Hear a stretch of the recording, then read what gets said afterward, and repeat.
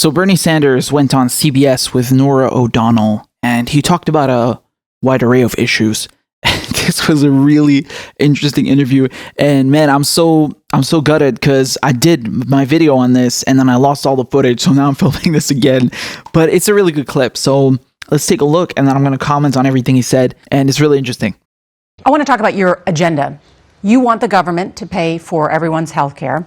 I want the United States to do what every other major country on earth does, guarantee health care to all people as a human right. But you've been confronted by voters on the campaign trail and acknowledged that there will be job losses as a result of such a plan. Is that a hard sell, that your plan is going to cause... Yeah, if it were true, it might be a hard sell. The American people want a health care system that works for them, not for huge profits for the drug companies who are ripping us off every day and the insurance companies. At the end of the day, we will create more jobs. Will there be some job loss? Yes, there will. We're going to create more jobs. We need more doctors. We need more nurses. We need more psychologists and psychiatrists to help us deal with the opioid epidemic. There will be a net plus of jobs. Look, man.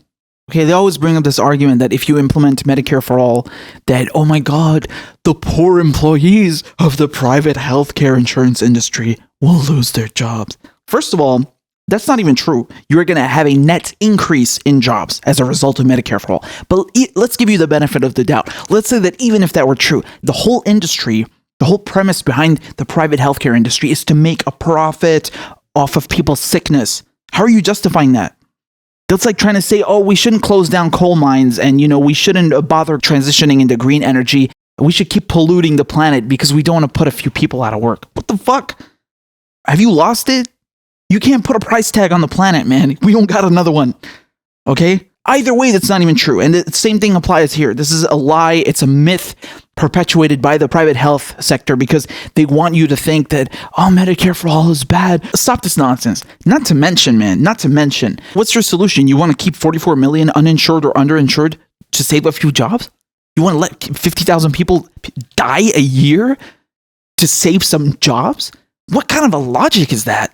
You have a situation that is unsustainable. Okay, you have a situation where private, enormous corporations who are already making billions, gazillions in profits are profiting off of people's sickness. This is an evil, rigged system. You can't keep this in place, man. I'm sorry, okay?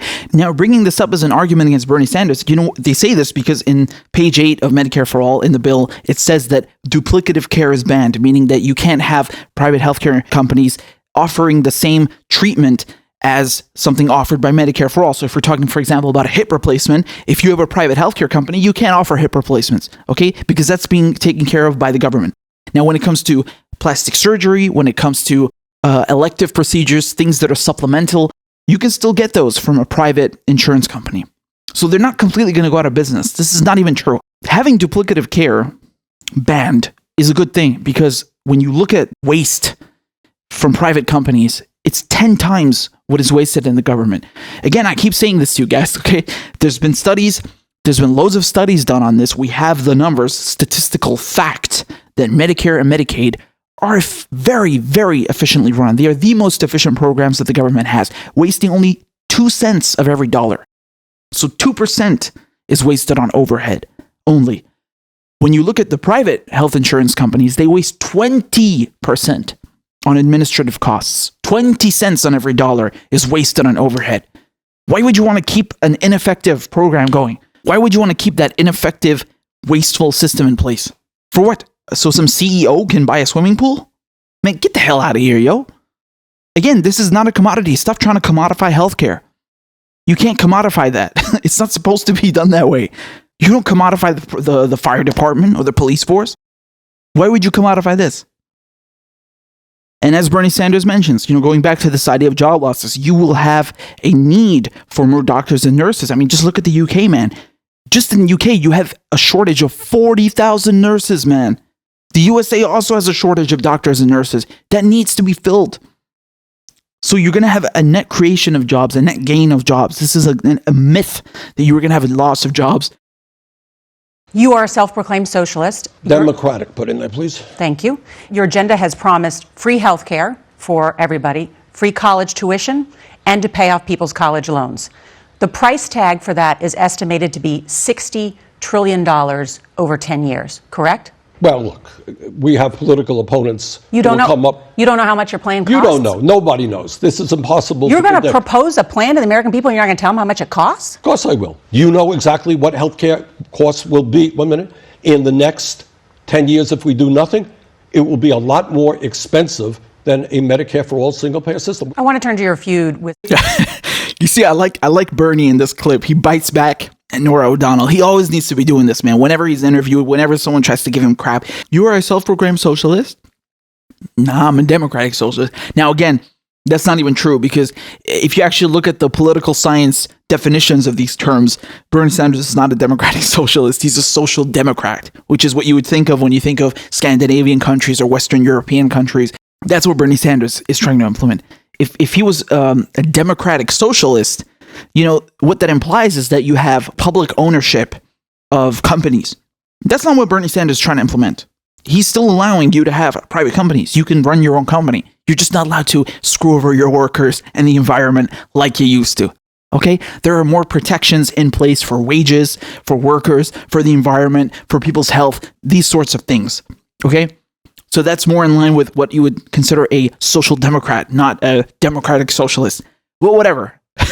Okay, we're just going to run with it. Okay, he's been using democratic socialists for the last 2 years. So is AOC. So we're just going to run with it. Impossible. You're going to propose a plan to the American people and you're not going to tell them how much it costs? Of course I will. You know exactly. Okay, you see how she like immediately turned into this reptilian alligator, like trying to bite him. Like, you don't know how much it costs. Yo, Norah, chill the out, okay? Man, they're so vicious. They really are, you know? How they try to like get the gotcha moment. Oh my God, I'm gonna get him, Bernie Sanders. She lost it right there. That's her reptilian side. Right there. She had that shark bloodthirst moment right there. She thought she had her gotcha moment with Bernard Sanders on her show, and she was like, I'm gonna get him. No. Sit down, okay? Be humble. Now, this is, again, another myth that they try to perpetuate that, Bernie Sanders is fiscally unresponsible, boy, and he wants to spend unscrupulous amounts of our public budget. No, this is not true, okay?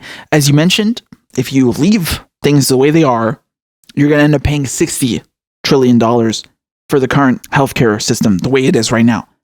With Medicare for All, you're going to be saving $20-30 trillion. So why wouldn't you go with that? And everyone gets healthcare.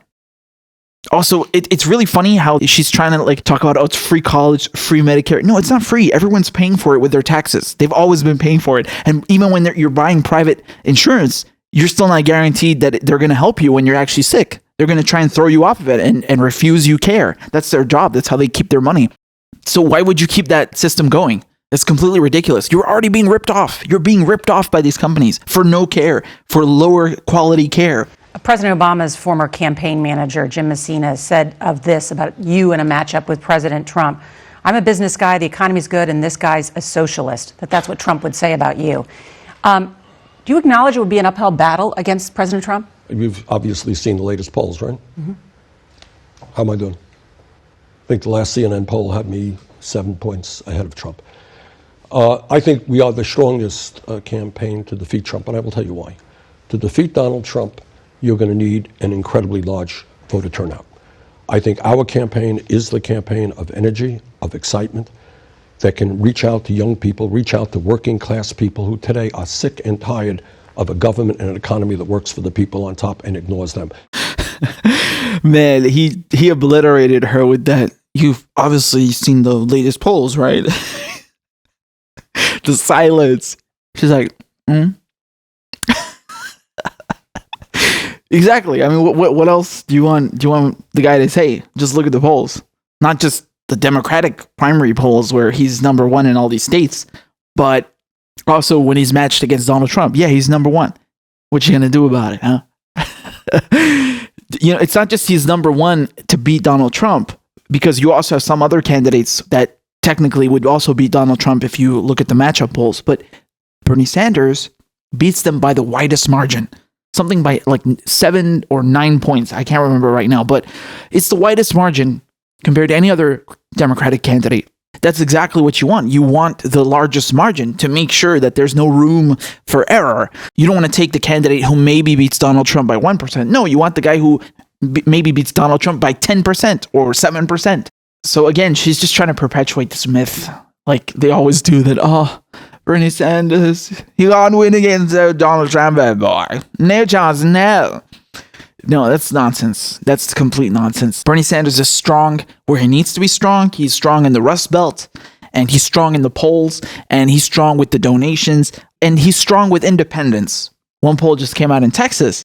Bernie Sanders obliterates everyone else when it comes to independence. And that's really, really important because you need to sway two-time Obama voters who went to Trump, and you need to sway independents. You know, these are the people who are really going to decide the election. And it's just like Bernie said, to defeat Trump, you need a large voter turnout. You need to convince people to be like, yo, I should probably drive to the polling station or to the caucus and be there for Bernie.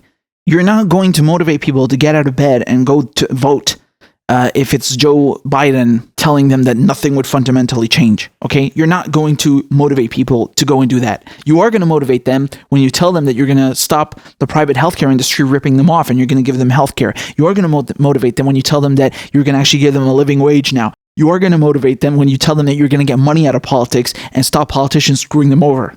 That's how you motivate people to come out and vote, by offering them substantial systemic reform. That's how you do it. Can you unite the Democratic Party? We've just talked about criticism from Senator Warren, criticism from Senator Clinton, criticism from the Obama camp. You know, Norah, as you well know, when there are camp, go back to 2008 and look at Obama and Clinton. Do you think there was criticism between the two? There was bitterness between the two. I know the primary stretched through the summer. That's right. The beginning of the summer. That's right. I mean, that's what politics is about. You know, unfortunately, that's the way it is. But I have no doubt that if I become the nominee, of course we're going to be able to unite the party. Because, number one, every Democrat and the majority of independents know how dangerous Donald Trump is, how he's trying to undermine democracy, how he's running a corrupt administration, how he is a racist and a sexist and so forth. So we're going to unite the Democratic Party. And the issues that we are talking about, raising the minimum wage to a living wage, health care to all, dealing with the global crisis of climate change, that is an agenda that will bring the American people together to defeat Trump. So yeah, on that last point about being able to unite the Democratic Party, I mean, come on, man. Bernie Sanders is the only one who even brought the term unity to the goddamn table. All right, people felt disenfranchised. They didn't want to vote. I mean, look what happened during the last election. Look how people have become inclined to participate in the democratic process now because of Bernie Sanders, because he's brought light to all these issues about the banking sector, the prison industrial complex, the military industrial complex, about private health insurance companies screwing them over. He's the one who's talked about this. No one would talk about this. No one wanted to vote. No one wanted to participate. Now they do because of him, and especially younger voters. And, you know, it's so funny how they bring up Elizabeth Warren and Hillary Clinton and Obama criticizing Bernie Sanders. Why don't you ask them to unify instead of trying to split people over Bernie Sanders? Huh? Why isn't it the other way around? Why is Bernie Sanders always responsible for collateral and the damage that occurs from these criticisms that are actually not even criticism? They're just blatant attacks to sabotage his campaign. Why don't you ever ask them? Why can't Hillary Clinton stop criticizing Bernie Sanders and coming out of the woodwork to attack him and unify? You know, they always say that, oh, we need to get behind Joe Biden and stop criticizing Joe Biden or stop criticizing Hillary Clinton. We need to unify behind the front runner so we have a good chance against Donald Trump. Well, Bernie Sanders is the front runner now. He's number one in Iowa, number one in New Hampshire, number one in Texas, number one in California, number one nationally with Joe Biden. Why can't you unify now? Why can't you get behind Bernie Sanders, huh? Why isn't the burden on you now? Food for thought.